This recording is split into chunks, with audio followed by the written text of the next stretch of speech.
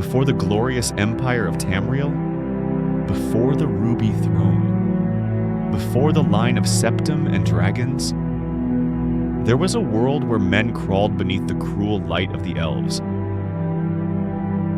In the distant past, the Ayleids, the wild high elves, dominated Cyrodiil with divine magic and hellish cruelty. But in the chains of slavery, a legend was born. A woman, a warrior, a prophetess. Her name was Alessia, and her fury would change the fate of Tamriel forever.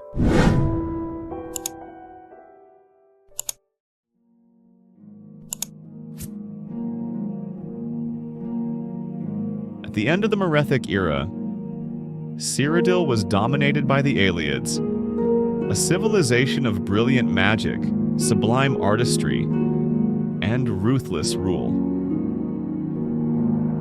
Humans called needies were enslaved en masse, forced to build, serve, and sometimes die as sacrifices to the Daedric princes. While some elven cities like Nenalata sought harmony, others like Morahamme and Ceya-Tar plunged into unimaginable darkness. It was a time of oppression and also of silence, until a voice rose up. Born among the chains, Alessia had visions of the gods. Akatosh and Kinnereth spoke to her. They promised her freedom, if she had the courage, and she did.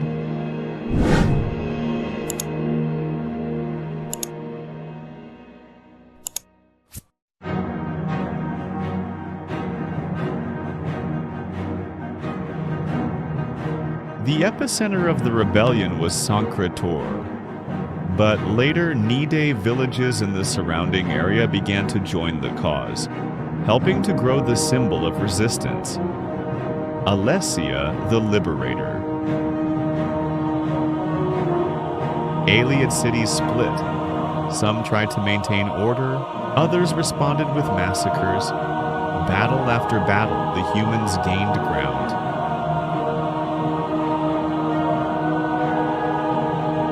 They say Alessia was not alone. A mysterious warrior named Pelinal Whitestrake descended from the heavens.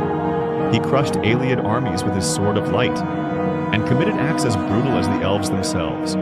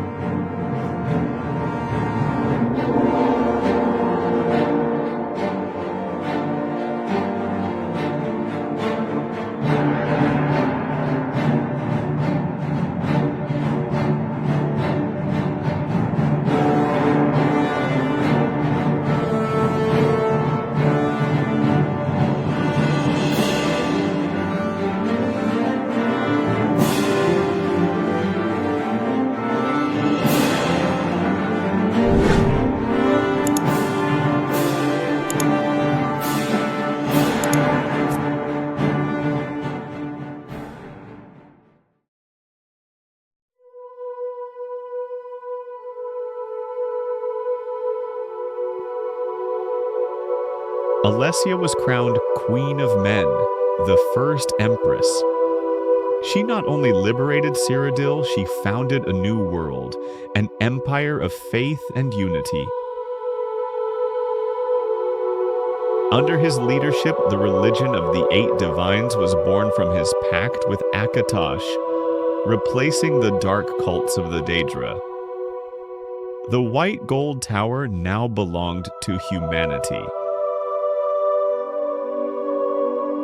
On her deathbed shortly thereafter, Alessia's bloodline was blessed by Akatosh with the dragon's soul, and thus the Dragonborn were born. Tiber Septim would inherit this power, and long afterward, a final heir would awaken in Skyrim.